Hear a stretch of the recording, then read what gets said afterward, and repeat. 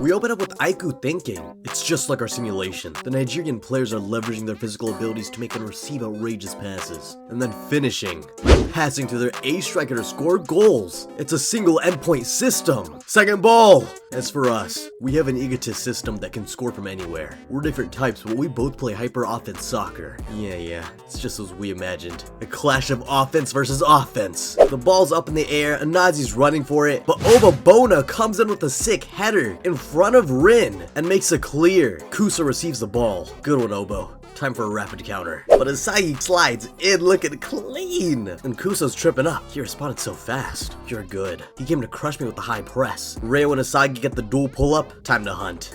Yeah, these guys moving like ruthlessly efficient predators. Kuso, I'm here. And Onazi comes in, says the line, and of course Kuso has to kick it back and thanks him for the backup. But he should not have thanked him for shit, because Karasu comes in, swipes the ball, talking about so ordinary. Your plan's too obvious, dumbass. You know, Onazi, he doesn't even give a fuck. He's talking about some oopsie. And Kuso, as the captain, is still thinking. Her coordination was suddenly rendered ineffective. They saw through us. In just 2 minutes, Blue Lock has already started adapting to us. One of the other Nigerian players starts panicking. Here they come! Cover blue hair! Look out for another cross! Sorry. I'm a real bully, you know? Karasu crosses the ball, but not to Hyori, who's running up the center, but to Chigiri, who's charging up the side. What? The other side? This time, rather than charging up the middle, he's racing up the side. Watch for a cross! Too slow, dipshit. No decel cross! And Chigiri launches the ball towards the center, Rin's in its path. Kuso sees this. It's coming to Rinatoshi. No, wait! Past Rin, and towards number 11, Asagi Yoichi. It's mine. But just before Asagi receives the ball, a Nigerian player steps in. Nope. Chapter 314, Part 2, Core just dropped. I'm gonna waste any time, we're just gonna get straight into it. We open up with Onazi blocking off Asagi, just as I predicted, because apparently this guy's tackling every defensive feat this team has. I know your direct shot is bad news, Yoichi Asagi, but that's okay. I'm here. That again, you one-trick pony. Asagi with the trash talk already, oh, calm down, bruh. Onazi's eyes widen. Huh? And Asagi hits a pass. He's got those Metavision eyes on. Your best weapon is your ability to appear anywhere to help with offense or defense, using your unlimited mobility, trapping, shooting, jumping, your high basic specs. You really just called Onazi basic. Oh my god, Asagi, calm down. They all let you run freely all over the field, and that keeps the Nigerian team invigorated. To put it another way, Bacha receives the ball. If we don't let you touch the ball, your team is dead in the water. He's got that surprise Pikachu face going on. I don't even blame you, because you just got absolutely mixed when you were supposed to do the mixing. Kuzo's pointing his glasses up. Well, he's not actually, but you know, just imagine he's doing like the anime thing where they point the glasses up with their middle finger or some shit. I see. It's not as if all of Blue Lock has adapted to us. Every switch between offense and defense to keep the ball away from Onazi starts with Yoichi Asagi. He can read a situation and instantly formulate plans, and the ones who quickly fill in the missing pieces are the two brainiacs in the midfield. Hey, I'm glad that Reo and Karasu are getting their flowers, because, you know, I don't know, I haven't really seen Reo do much this batch, but I'm just gonna trust Kuso that Reo's putting in work, because I want to believe that he is, because, you know, that's my boy. That's my boy. You don't have Nagi anymore, man. You're standing on your own 2 feet, man. Oh my god. Rin and Asagi are both dashing forward past Kuso and Onazi. Damn, they're heading to the goal. The twin aces are on the move. What's their next plan? Which of team will Batra pass? As if I'd pass number ones. Oh my god, I feel like we're back in prime Blue Lock, because now we have Bachara mixing the fuck out of Onazi and Kuso in an insane double spread. Look at this, he goes from here, he goes over here to Onazi, then he flicks the ball to his right, and then he does a rainbow flick to bring it forward past literally Asagi, Rin, and Kuso, and he goes for it. Yo, and then another double spread. Oh my god. Oh my god. And Kuso, his brain is like about to explode out of his head. Huh?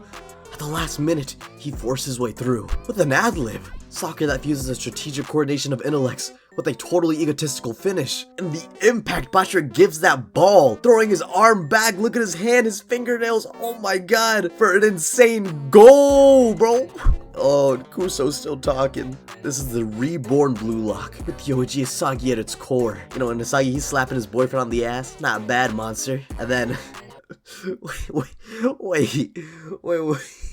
Gonna scatter my ego all over this field. What are you saying, Bachara? And that is core Part 2. Jesus Christ. What a chapter, man. And you know, it's not even a chapter, it's half a chapter, which is why reading it was so short, but it just felt so right and so good still. Onazi being the one to come up to Asagi, I feel like that was something all of us knew was gonna happen. It wouldn't have felt right to have that cliffhanger lead into one of the other defenders. It just wouldn't have felt as grand unless we just suddenly shifted focus to them as a character, which I didn't think was gonna happen this early on. So yeah, Onazi being the one to block Asagi makes sense. And I really like how we got Asagi talking his trash talk here. Nothing too crazy yet. I don't think we're gonna get anything too crazy this match, but it is nice to see that side of him still exist here. And he's already locked in with Metavision, making a pass to Bachira and not scoring the goal himself. God, I'm so glad he didn't score the goal himself, because not only do I want him to earn it a bit more, but one of my viewers made a certain comment last video, which, you know, I'm gonna be honest here. I'm gonna bottom line it for y'all. I did not want to cosplay as Henri, but I feel like this comment got so much response from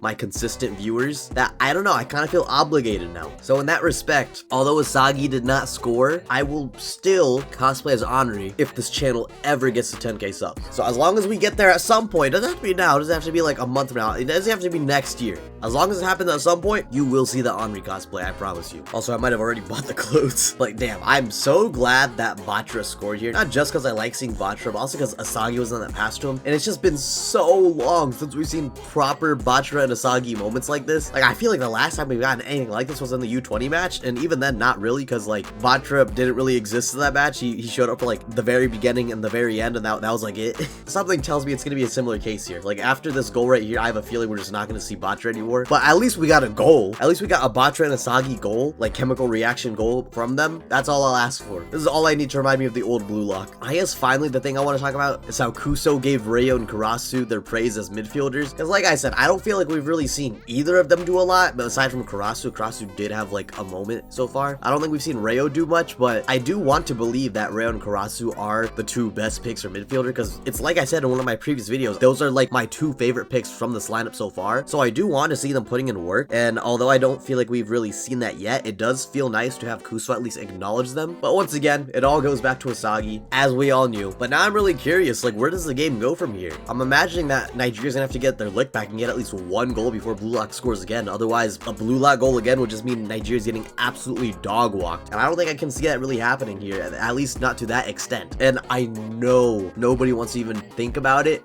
but I'm a little bit curious where Nagi is in all this, because he pulled up to the chairman and said his piece, but you know, we didn't really see like what happened after that. I'm assuming the chairman just told him yeah, but I don't know, I kind of want to see, like, is Nagi watching the game? Does he have thoughts on the game? Does he have thoughts on like Rayo's performance? I don't know, I kind of do want to see Nagi again, even though that like completely contradicts everything I've said before. Leave me alone, man. But yeah, pretty short half chapter. That'll probably do it for this video. Once again, if you enjoyed it, make sure to like, comment, subscribe, because most of you aren't, and it'd mean the world to me if you stuck with me on this journey. But I'll see you next time. Peace.